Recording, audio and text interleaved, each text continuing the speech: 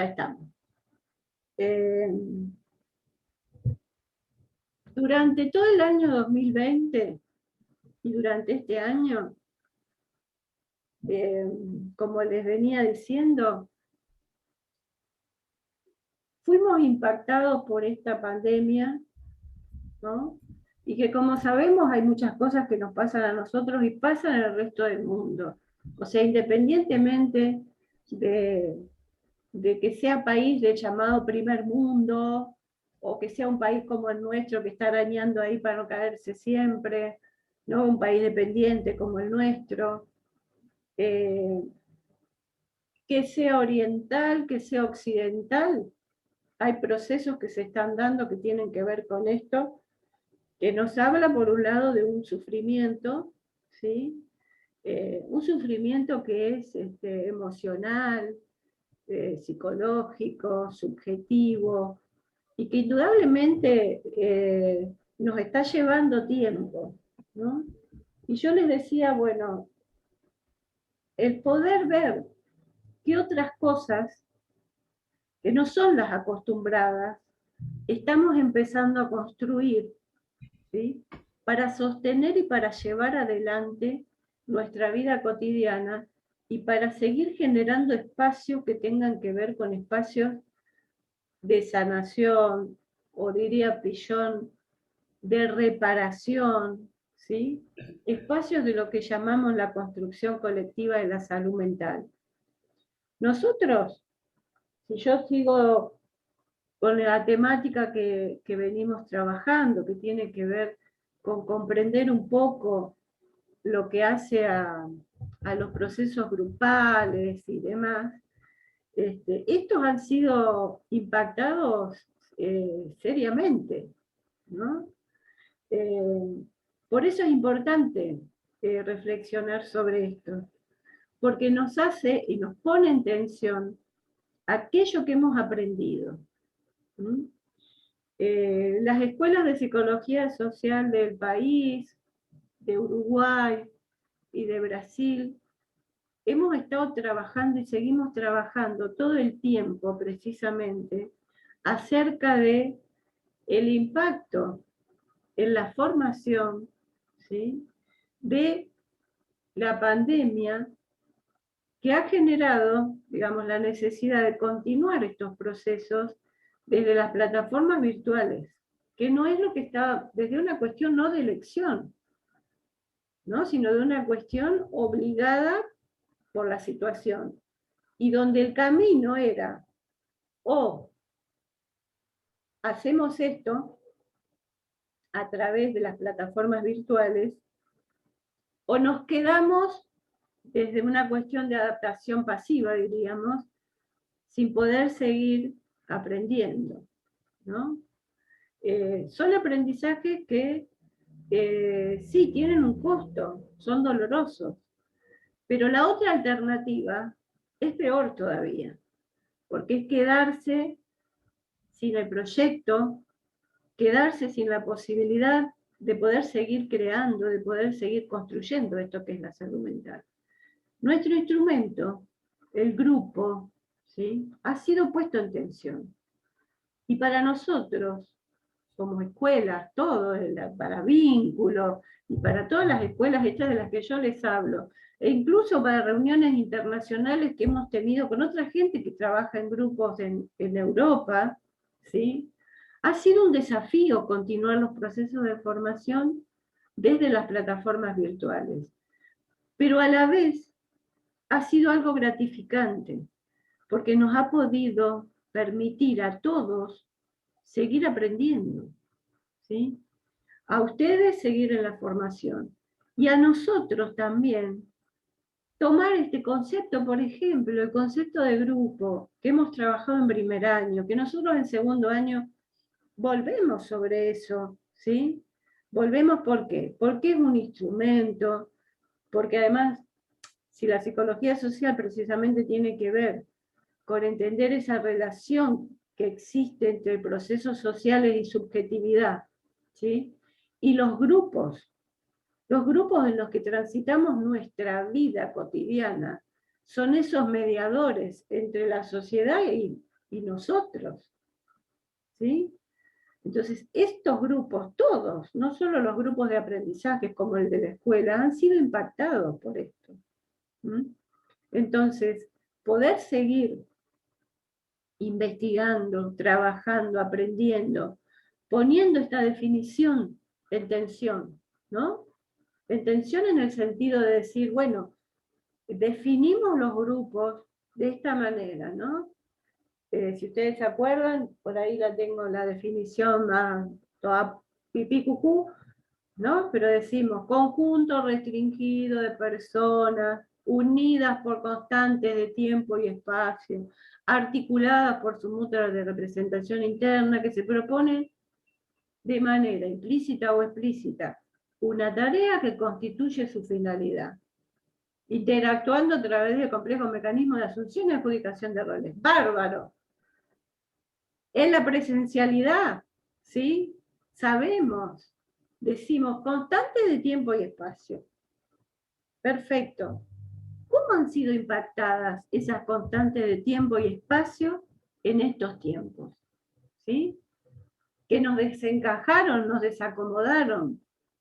Porque el tiempo pasó a tener otra dimensión. No solo en los grupos operativos de aprendizaje, sino en nuestra vida cotidiana. ¿Sí? El tiempo, ¿sí? El tiempo, el espacio, que dejó de ser un espacio de encuentro cuerpo a cuerpo, ¿sí? Para ser un espacio virtual, ¿sí? Donde nos vemos de acá para arriba, o a veces de acá, o como podemos de acuerdo a cómo ponemos la cámara, o como podemos en base a lo que es la conectividad. Pero en nuestro cuerpo siguen pasando cosas, ¿sí? Porque también tenemos el impacto de la mirada, o de la mirada esta en el plano del otro, donde no solo veo al otro, sino que me veo yo, ¿sí? Cuando estamos sentados en la ronda, no nos vemos a nosotros. Vemos a nuestros compañeros, sobre todo a los que tenemos enfrente y que tenemos al lado, tenemos que hacer así. ¿Sí? Y esto que traigo, ¿con qué tiene que ver? Con que a pesar de eso, ¿sí?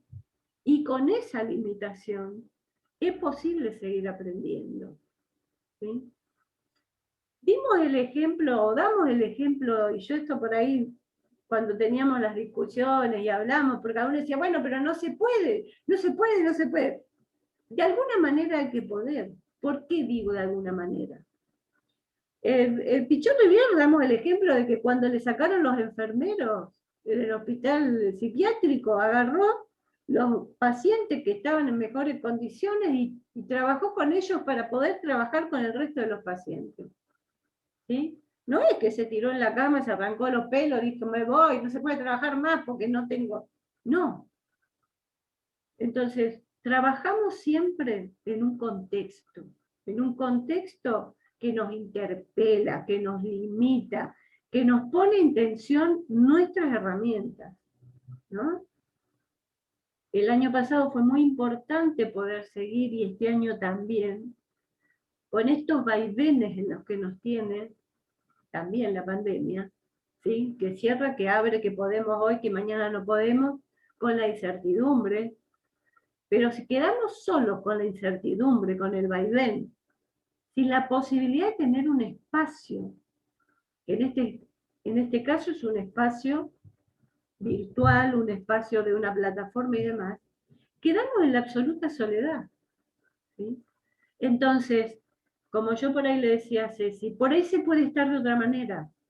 Se puede estar desde un mensajito que se le manda, se puede estar a lo mejor también sosteniéndose entre los que están afuera, tratando de comunicarse de alguna manera con el que está internado.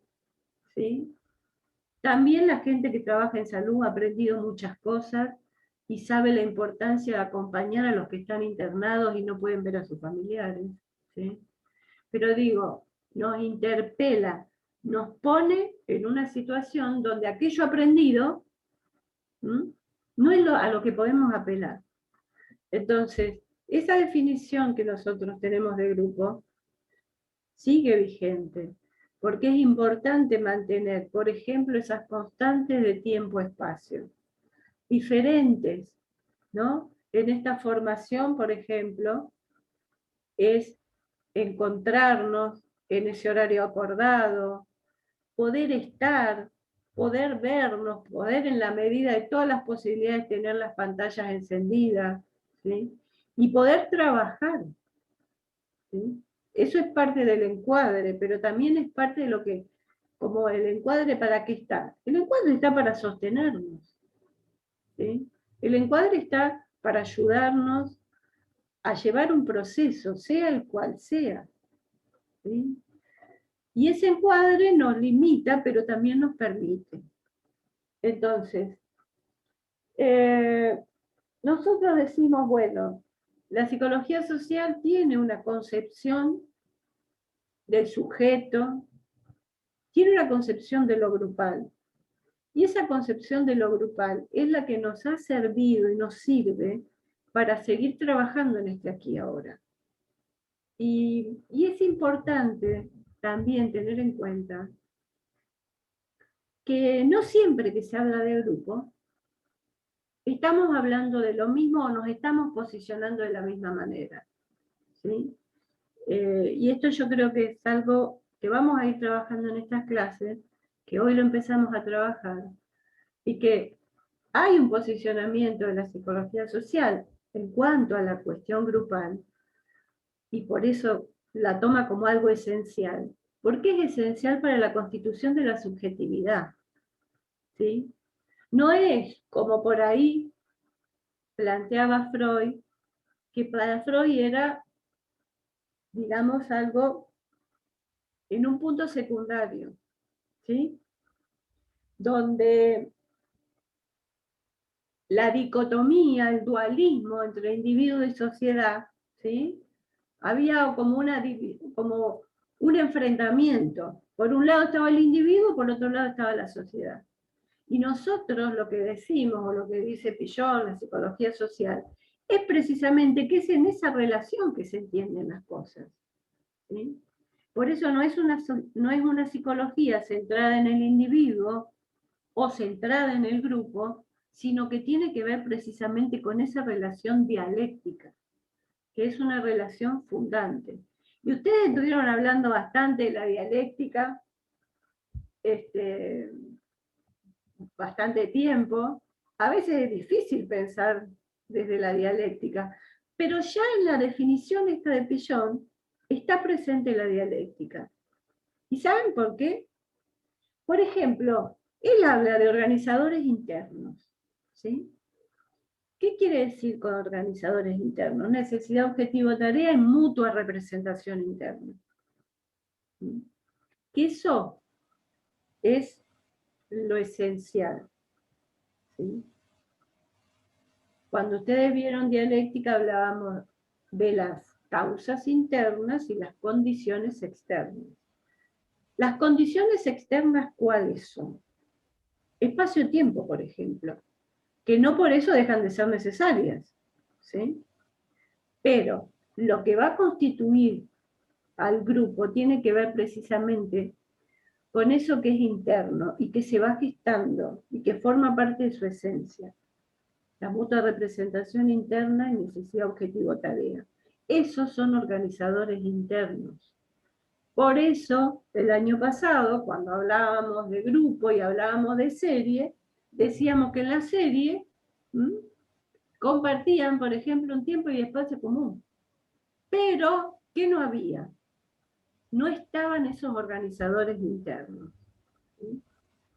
Que no quiere decir que en un proceso no se pudieran dar, pero cuando estamos haciendo la cola, realmente perdemos precisamente, y desgraciadamente en esta pandemia eso nos está jugando bastante en contra, perdemos la noción de la necesidad del otro, ¿sí? De la necesidad del otro para. Y hoy, en este contexto, eso es más necesario que nunca. ¿no? Esto de poder tener el registro de la necesidad del otro para cuidarse, para curarse, para protegerse. Por eso el distanciamiento social no significa la negación del otro, sino que significa incorporar otras formas de cuidado y de registro del otro. Por más que a veces aparece como el registro del otro como amenazante, me va a contagiar, ¿sí? El peligroso, me va a contagiar, ¿sí? Bueno, entonces, esta definición, como les venía diciendo, de grupo, ha sido puesta en tensión y ha sido en la práctica, y ustedes lo han podido comprobar, o sea, una cosa es que yo se los cuente lo que hicimos en las escuelas, que nos juntamos, nos rompimos el coco, y a pesar de no tener tiempo, nos volvimos a juntar y nos volvimos a juntar y preparamos un documento, hicimos esto, hicimos aquello otro, reflexionamos cada uno sobre lo que nos estaba pasando, ¿sí? Pero la práctica ha convalidado esa definición del grupo. Porque ustedes están construyendo y construyen un espacio grupal, ¿sí? Con estas características y con estos instrumentos. Entonces es válido que nos preguntemos, bueno, ¿qué nos está pasando en el cuerpo? Por ejemplo, en esta pantalla, ¿sí? Donde nos vemos, pero además que vemos al otro, nos vemos a nosotros mismos, ¿sí? ¿Qué impacto tiene eso en nuestra subjetividad, en la conformación del espacio grupal? ¿Sí? Este espacio, ¿sí? Con ese despliegue de las necesidades, ¿cómo se va articulando? ¿Sí? ¿Cómo se va articulando para lograr esa mutua representación interna? ¿Cómo se dan los procesos de comunicación y aprendizaje? ¿Sí? Técnica de grupo operativo, definición de grupo operativo. ¿Sí? ¿Para qué nos sirve la definición de grupo? Precisamente para después saber qué vamos a hacer cuando vamos a operar en un grupo, o sea, cuando trabajamos con la técnica del grupo operativo, donde todas estas cosas se transforman en instrumentos, ¿sí? Pero que todas estas cosas están en todos los grupos, no están solamente en los grupos de aprendizaje o en los grupos trabajados con técnica del grupo operativo, ¿sí? Y todas estas cosas son las que han sido puestas en tensión, ¿sí? Ahora, ese sostén, ¿sí? Ese sostén se va gestando, ¿sí? A pesar de, por eso yo les decía al principio, podemos ver todo lo que no podemos hacer, que es estar abrazándonos, ponernos, digamos, en ese espacio que nos cobije, tener toda la misma temperatura en el sentido de que estamos en el aula, ¿sí? Olernos, tocarnos, escucharnos. Sí, eso no lo tenemos, pero tenemos otras cosas, ¿sí? Que nos permiten ¿qué? Nos permiten seguir aprendiendo, nos permiten no quedarnos en una cuestión sin posibilidad de reparación, ¿sí? A veces yo escucho a algunos psicólogos sociales o psicólogos o de todos los ólogos posibles y se paran únicamente en lo que no podemos hacer, ¿sí? Y eso es lo que yo creo que es contra lo que más luchó Pillon Rivière, cuando dice, bueno, es de esto de poder planificar la esperanza, ¿sí? Pero que la planificar la esperanza no es pensar en los pajaritos, es ver qué hago con lo que tengo, ¿sí? Para poder seguir proyectando, ¿sí? Porque en eso está la salud, en eso está la salud mental. Entonces, esa definición que estamos trabajando y que vamos a seguir trabajando de grupo, ¿sí? Que fue impactada, nos permite pensar y pensarnos en esta situación. No es una definición que sirve únicamente para si nos encontramos cara a cara, en un espacio, sino que también nos está sirviendo para entender estos procesos, ¿sí? Donde el cara a cara es distinto. es la carita de cada uno de nosotros en este plano, ¿sí? Los gestos, yo me veo dando clases, yo generalmente no me veo dando clases, camino por todos lados y no me veo, ¿sí? Acá me veo, ¿sí? Me doy cuenta que revoleo los ojos cuando vuelvo a ver los videos, por ejemplo, ¿no? Que miro para vaya a saber para qué lado, que lo hago siempre. Pero también, digo, esto, ese impacto, ¿no? Nos permite seguir pensando y nos permite seguir aprendiendo. Porque si no, es como que tenemos que tener todos los ingredientes para hacer la receta magistral, ¿sí? Y en esto la receta magistral no existe. La receta magistral la tendrán los pasteleros que pesan hasta los huevos, ¿sí? ¿Cuánto pesa la clara? ¿Cuánto pesa la yema? No. Bueno, ustedes cuando hacen una torta en su casa agarran un par de huevos, bueno. Esto, y si no hay huevo le pongo un poco de leche, le pongo un poco de agua y la torta sale. Bueno, acá viene por ese camino, ¿sí? Viene por el camino de decir, no es que estoy haciendo cualquier cosa, es que este instrumento que tengo, este posicionamiento que tengo desde la psicología social, desde esta concepción de lo grupal, me permite seguir aprendiendo, por más que me ponga en tensión, porque claro, me acostumbré a poder llegar a la escuela. Hoy fui a la escuela y digo, ay, qué fría que está, claro, está prendida la calefacción, pero está fría. ¿Por qué? Porque no hay gente, ¿sí? Y por ahí acá está más calentito, a pesar de que estamos con la pantalla, ¿sí? Entonces digo, hay una posibilidad. Esa posibilidad la podemos tomar o podemos quedarnos con lo que falta, ¿sí? Que bueno, también hay que ver qué pasa cuando uno se empieza a quedar con lo que falta, ¿sí? Estamos en esos tiempos, ¿sí? Estamos con esta definición y repensando también la grupalidad, los grupos, ¿sí? La constitución de la subjetividad, ¿sí? El impacto en la subjetividad, y después, bueno, ¿qué es lo que queda a mitad de camino? También, ¿no? Esas emociones que por ahí quedan como a mitad de camino, ¿sí? ¿Qué podemos hacer con eso? Pero ojo que también cuando estamos en la presencialidad, a veces nos quedamos con algo atorado también, ¿eh? Y nos quedamos con algo a mitad de camino. No es que ahí todo va sobre, digamos, sobre patines, no. Hay momentos donde también. Pero acá podemos hacer foco y nos permite ver y vernos en esto de trabajarnos internamente. ¿Qué es lo que me está quedando a mitad de camino? ¿Sí? En cuanto a una emoción, un pensamiento que no logro terminar de ajustar, cómo puedo pedir ayuda a mi compañera, a mi compañero, ¿sí? Esto en cualquier momento se corta. David, ¿ustedes hacen un intervalo ahora?